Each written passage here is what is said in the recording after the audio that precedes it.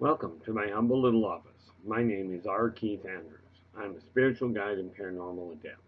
The journey continues today on July 24th, 2021 at approximately 12:56 p.m. PST.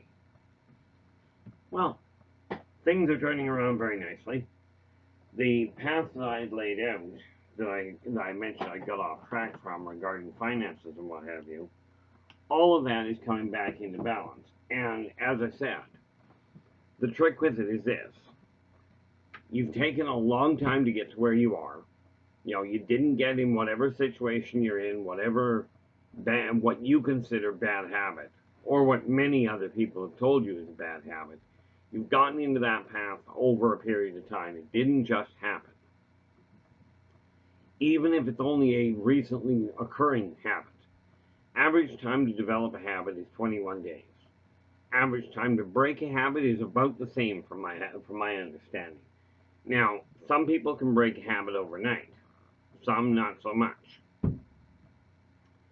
For me, it was, well, for me, when I broke the habit of doing drugs, I did it without withdrawals, and I managed to do it quite literally in less than a week. Well, in all fairness, it might have been shorter than that. But alcohol, it took me about 6 weeks to really get away from it. Right. But all it took in my case, and again, I did it without withdrawals, and I just simply cut cold turkey. Now, that's not necessarily a recommended path, but it does work for some people. And I was going to leave this off, but I'm going to have to leave it run.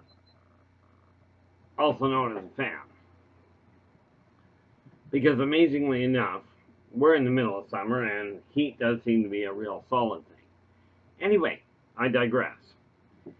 When I'm talking about breaking, when you are in the middle of breaking a really bad habit, a really bad pattern that you've gotten into, or something that, never mind if it's bad, you've been doing some things, like in my case, I learned from a very long line, I became a pack rat. Okay, so it's taking me a fair amount of time to really, it's not so much stop collecting stuff, but the question, getting rid of the stuff I no longer require. That's taking a fair amount of time. Because when I combine being a pack rat and being a procrastinator, it makes it rather complicated to get that going in the right direction. But the trick is you work at it one day at a time.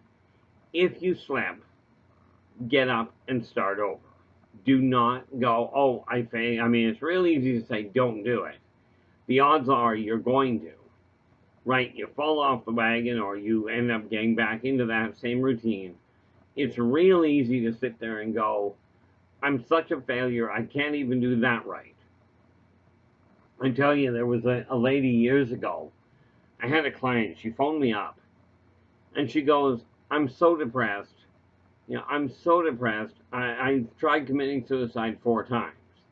Now, suicide is a very, very difficult situation to deal with. And when people reach that point, most of the time, I love the people that give you statistics on this number of times it's a serious problem, and they're either it's really serious or it's just somebody crying for help. Well, whether they're serious or whether they're not, I happen to have a slightly different instinct on things. So it depends on who's calling for what. We had one suicide caller that we knew was serious, but it was a group effort to save this person's life. They were in serious trouble and were absolutely serious about committing suicide. Now, why they phoned a psychic line to avoid that, I don't know. Okay, but they did. And the long and the short of it, for those of you that don't believe in psychics, that's great. But I was working that day. There were 5 of us in the office. The day had been extremely busy. Really, really busy. Okay, the phones were ringing off the hook for all of us. And this call came in. Okay, and it was a suicide caller. Well, all of a sudden, the phone died. Okay, I should put this out there as well. The phones were real busy, and our boss was really on the ball where it came to if we were going over. He was right there to say, "Look, you're on the line longer than they paid for." Okay, so when this phone call came in, and it turned out to be a serious problem, every phone in the place quit ringing. Okay, it was just this one person that had our entire team. The person that was handling the call was getting the information, and the long and the short of it was between the bunch of us. Now understand, we're a psychic line. We were based in Kelowna, BC. The gentleman calling us was phoning from Edmonton, Alberta, which is about 10 hours roughly northeast of us, if you're driving. Okay. Now, we got a hold of him. He phoned us. So we knew he was serious. We knew he was in trouble. So the guy on the phone gets this guy's. First of all, he couldn't get the address out of the guy, but he did get the guy's ex-girlfriend's name. The ex-girlfriend was living in Calgary, which is about 6 hours almost due east of us, so about 3 hours south of Edmonton, right? So here we are, a psychic line. One person's phoning the girlfriend. Okay. One psychic is dealing with the suicide caller, and we've got the the pilot, the operator, who usually shunts calls around inside the office when they come in. She's phoning the Edmonton police. Okay, and trying to explain to them, look, we're a psychic line out of Kelowna, which is way away from them. But we've got a caller on the line that we are absolutely certain is suicidal. Right? We need somebody to go over there. And we had to explain that the guy's girlfriend is down in Calgary. Right? So this is going to be a cold call. It's a call, it's a health and wellness check, really. Well, we were on the phone, and I mean, normally calls only lasted 15 minutes. We were getting, so as we got into it, the boss comes out of his office and goes, "Do not worry about the length of this call. Save this guy's life." So it's like, okay. Well, we were on the phone for 45 minutes with this one caller, with everything going on. The outcome of it was the cops arrived at the chap's place in Edmonton, along with the ambulance. We were on the phone until the ambulance attendant grabbed the phone from the guy and says, "This is the ambulance, this is ambulance attendant so-and-so. We have the gentleman on the gurney. We've got him in care." At that point, we were able to hang up the phones. The moment we hung up the phones, all the phones lit up again. Okay, and we were back wall-to-wall phone calls. But in that 45-minute phone call, we didn't have one phone call. There was no calls in for psychic help. There was no administration calls. There were no local calls. Just the phones completely were not getting anything.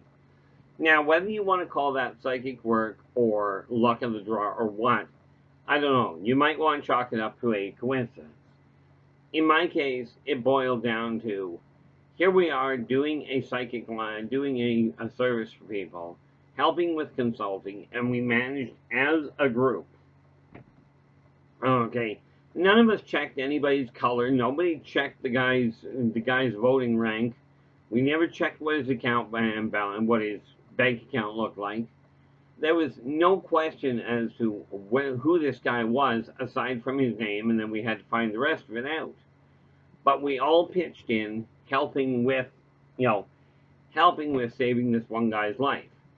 And the reality is, and we'll back that up a fraction.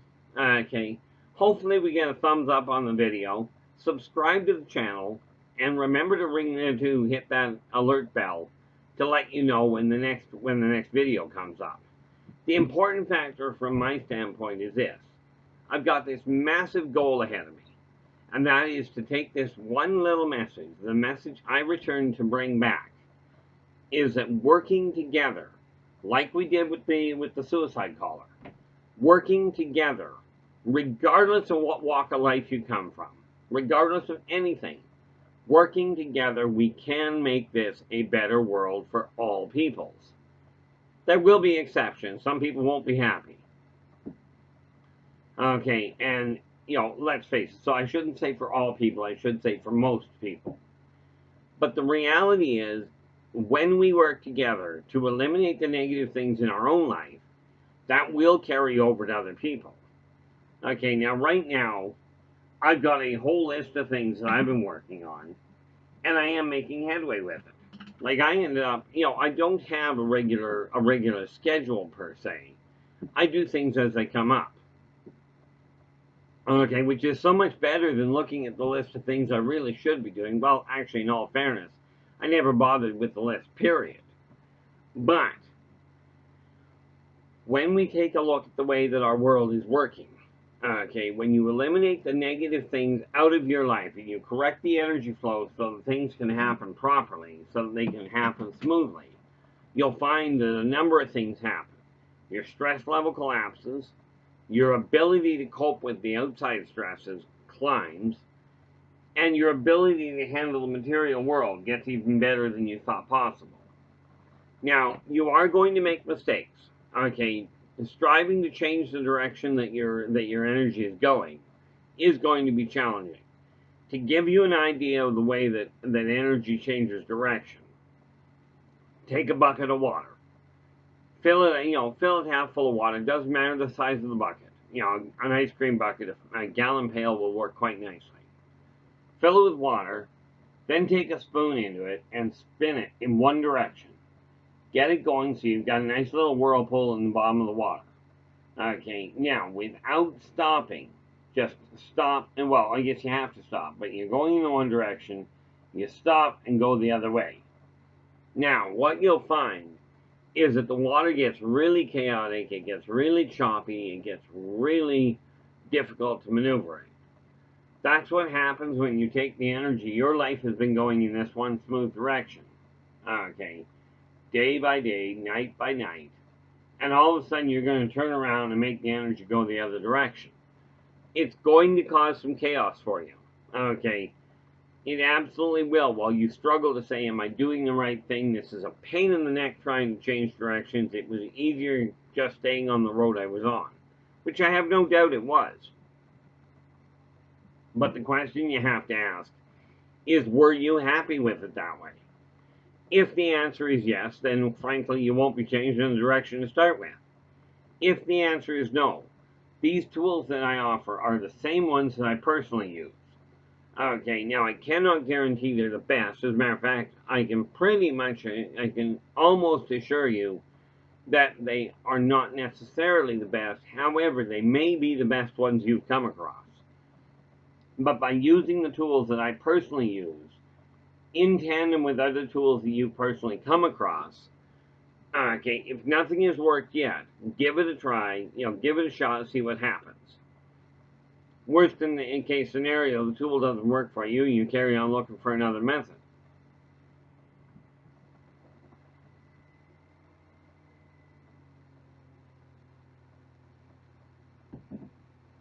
And so from that end, okay, we are talking about changing the direction that your life is going in. It's going to take a little bit of effort. Probably going to take a lot of effort. But working together, we can make this a better world for virtually everybody.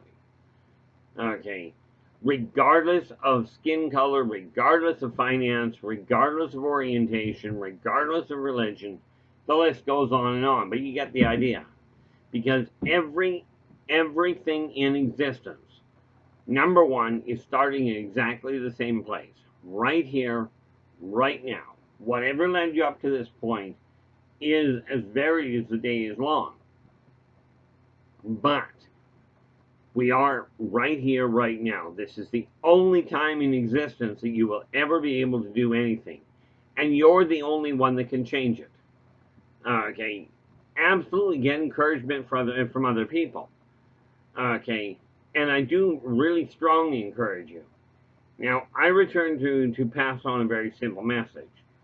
Now, there's been a lot of people out there that have come along and said, hey, I returned, I'm going to lead you to the light. If they're carrying guns and they're in a fenced enclosure in the middle of nowhere, this may not be the paradise that you're thinking of. Okay, I live in a world where when I talk about, I'll talk to anybody. I will talk to people on the street. I'll talk to millionaires. I talk to them all the same way. Okay, and the reality is I'm basically a pacifist. Well, never mind basically, I am a pacifist. Okay, as in I do not like fighting. Now, that said, there are three places I will tell you I do agree with fighting, with conflict. In movies, in books, okay, comics are just another form of book, right? And in mutually agreed upon physically demanding sports. The MMA, I absolutely, I question some of the tactics that the actual industry is using, but the people that get into the MMA or into boxing, okay, they're getting into a sport that the other person knows they're getting hit. Okay, now if it is a mutually agreed upon thing, then it is just simply an issue of go and do what you will. The problem arises when you take somebody that is physically adept and starts picking on people or bullying people that are not capable of dealing with it. Okay, and unfortunately, this is what leads to people that look at suicide. Okay, now that was one caller I had. Okay, I had another caller that I handled in a very different fashion. She phoned me up and she goes, I'm so depressed, I tried committing suicide 4 times. Now, you'd think that's a pretty serious issue. I took a look at it slightly differently and I went, well, I'd be depressed too. And she goes, why? I says, well, for crying in a water bucket. You tried committing suicide 4 times and you couldn't get that right either. Find a different hobby. Well, she bust out laughing, right? And she goes, I never thought of it that way. So she turns around, calls me back about 3 weeks later, and thanked me for talking her out of suicide. Now, in all fairness, in my eyes, I didn't talk to her and talk her out of it. She didn't want to do it in the first place. She just needed somebody to help her look at the world in a different light, which is what I am striving to do with you. Your life may have hit a stone wall where you're just not able to find a way to move forward. There are almost always different ways of looking at things. I had a client that used to be so volatile. She was in a near accident, and she was so mad about it that she hunted the guy's car down. She lived on the street, and nearly got run over. She spent 2 days hunting the guy's car down, and then blew his car up. Literally, she threw a Molotov cocktail into his back seat. And when she phoned me, she was so distraught over it, she didn't know how to deal with it. And she goes, I'm such a bad person. And I says, well, that was certainly not the right thing to do, but you've got one of two choices. You can't undo the fact you did that, and it's definitely the wrong thing. But I says, there is something to look at here. And she goes, what's that? I says, well, at least you waited for him to get out of the car. Right. Now, this is not condoning what she did. What she did was absolutely illegal. But she was also in an absolute disaster. As it turned out, the young lass was also very mentally unstable and not on medication. After I started talking to her, we got her on the medication, got her off the street, guided her through things. Now, she did all the work. All I did was point her in the right direction and say, these are the types of people that you need to get a hold of. Now, considering she was in a different city altogether, okay, I had no physical contact with this woman. Okay, but by simply pointing out slightly different ways of looking at what she had done and what she was going through, she had told me when she started that she had ended up on the street. She'd been forced onto the street, and her life had been miserable. And I looked at her and I said, okay, enough complaining. Yeah, your first 40 years were absolutely terrible. But it's up to you what to do with the next 40. Right. So we talked to her for well, in all fairness, I talked to her twice a week for a year. And when we got finished with her, she was off the street, living in subsidized housing, had a part time job, a number of volunteer things, and she was on medication. So she was doing quite well. A different approach for a different person. Everybody out there, every one of you has your own hiccups and your own stresses. Okay. Now, I will tell you, there have been some major failings in the ways of dealing with these. But there are some groups out there that do work. Okay. Much like I have mentioned wholeheartedly that a lot of the churches have absolutely dropped the ball. Now, there is the occasional church, and I'm talking about church, temple, coven, whatever. There are the occasional groups, even when the major industry has dropped the ball. Okay, where they actually go out of their way to do the right thing, to help people that require it. And the request I've got for people is very simple. Okay, it's really quite simple, and the request is this: those of you that have the wherewithal to help others, help the people that don't have the wherewithal to do it. Okay, but remember, point them in the right direction, give them a hand where you can without crippling yourself in the process. And remember, they have to be the person, and the person that you're striving to help has to be the one doing the work to make things better. If they're not willing to help themselves, sad to say, you're not going to be able to help them. There is an old saying that literally goes, God helps those that help themselves. Okay, and he wasn't referring to thieves. But what it means is somebody can come to you and say, here's a helping hand. But one of the biggest problems I ran into is I used to have, like, when it came to finances, my parents would keep giving me money to help me when they could. Okay. Problem was they didn't get through to me what I was doing wrong, which was the absolute thinking process problem. That is something I have subsequently managed to finally get straightened around. And I know this because I've been actually making headway with it. It's like I tried for years to figure out what I was doing wrong regarding bringing my stress and my weight down.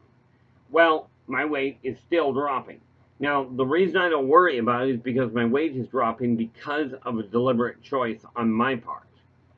Okay, that drop is what's making things easier. And of course, needless to say, I've got a bad leg. Well, I dropped the weight, and that leg doesn't bother me quite as much. But when you're turning to somebody that is calling themselves a spiritual guide, the moment they are telling you that any individual or any group is of lesser value than you or their group is, they've already dropped the ball. Okay, they've absolutely already dropped the ball. Now, I will tell you this with Alcoholics Anonymous. Now, I've never personally gone, but I've talked to a lot of people that have gone, and the message that the people that have gone have told me is that in Alcoholics Anonymous, they tell you once you're an alcoholic, you will always fight that monkey. That will always be something you've got to fight with. And I will tell you from practical experience, they've got a fantastic system for helping people cope. They've only got one, in my opinion, critical flaw. And that is the idea that you will have to fight alcoholism your entire life. I used to kill a 26er a night, and I wouldn't even blink, and I could clear it off. Now I've got at least, yeah, I'm guessing I've got something in the neighborhood of 40 or 50 ounces of alcohol in my house, and have had for the last 10 years. Okay, now in all fairness, I actually quit drinking. I quit drinking. My substantial quitting happened in 1987, in February of 87, I quit drinking. Okay, now I still have a drink, maybe 2 drinks a year. Okay, I do not have the urge to drink. I do not have this ongoing thing of, oh, I got to get alcohol into me. Okay, I just don't fight it anymore. So from what I've seen, you've got two types of alcoholics. Okay, you've got alcoholics, and they can be either controlled or uncontrolled.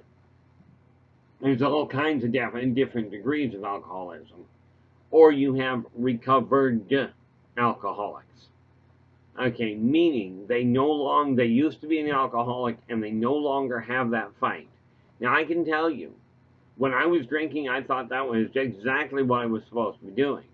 The reality behind it is, I don't have that urge. I don't have that desire to go back to that world. And if you're fighting alcoholism, drug addiction, food addiction, sex addiction, or just a collector or a gambler, all of these things can be corrected. They can be quite literally cured. Now, there's a lot of psychologists out there, and I'm not a psychologist. There's a lot of trained professionals that will tell you that urge will never go away. Well, the reality is, I'm only one individual. And there's a very clear saying that says, all that I do, thou shalt do, and more. Meaning, if I can break that monkey, so can you. Okay, if I can break the urge of collecting everything under the sun, if you're a pack rat, you can break that urge too. Okay, all of these things are changeable, but it's going to require a support network. So find yourself a group of people, be it your bloodline family, a chosen family, really close friends, a church, a temple, a coven, a group of people that are working on the same issue, such as drug addiction counseling like NA or Alcoholics Anonymous, or for those of you that are suffering from PTSD, post traumatic stress disorder. And I don't even know if that's what they call it anymore, but call it any name you want. There are groups out there that can help you realize you're not completely on your own. Okay, now I will be back again tomorrow. Until then, take care of yourselves and each other, and for pity's sakes, stay positive.